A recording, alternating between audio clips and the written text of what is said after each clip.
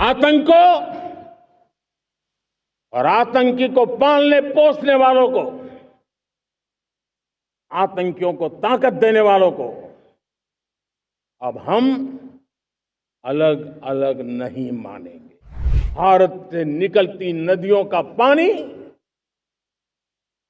दुश्मनों के खेत को सींच रहा है और मेरे देश के किसान, मेरे देश की धरती पानी के बिना प्यासी है। सिंधु समझौते को, उस स्वरूप को दशकों तक सहा है, उस स्वरूप को आगे नहीं सहा जाएगा। मेरे प्यारे देशवासियों, हमारा देश कई दशकों से आतंक को झेलता आया हुआ है। देश के सीने को छलनी कर दिया गया है। अब हमने एक न्यू नॉर्मल प्रस्थापित किया। आतंकों और आतंकी को पालने पोसने वालों को, आतंकियों को ताकत देने वालों को अब हम अलग अलग नहीं मानेंगे।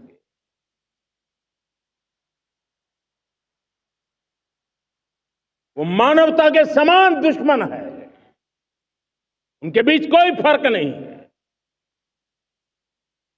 अब भारत ने तय कर लिया है कि न्यूक्लियर की धमकियों को अब हम सहने वाले नहीं हैं। न्यूक्लियर ब्लैकमेल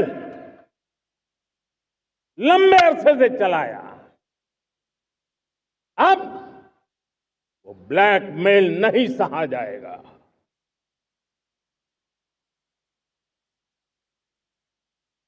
आगे भी अगर दुश्मनों ने ये कोशिश जारी रखी,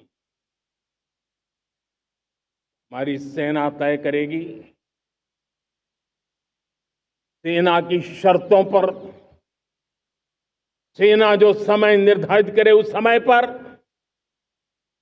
सेना जो तौर तरीके तय करे उस तौर तरीके से, सेना जो लक्ष्य तय करे उस लक्ष्य को अब हम अमल में ला करके रहने वाले हैं। हम मुंह तोड़ जवाब देंगे। मेरे प्यारे देशवासियों, भारत ने तय कर लिया है, खून और पानी एक साथ नहीं बहेंगे।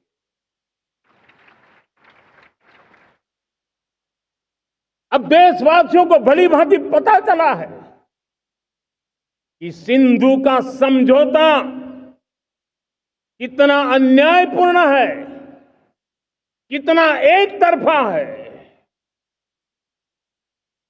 भारत से निकलती नदियों का पानी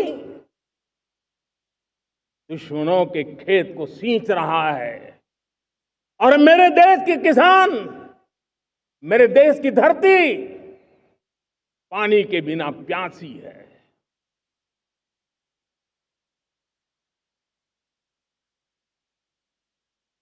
ये ऐसा समझौता था जिसने पिछले 7 दशक से मेरे देश के किसानों का अकल्पनीय नुकसान किया है।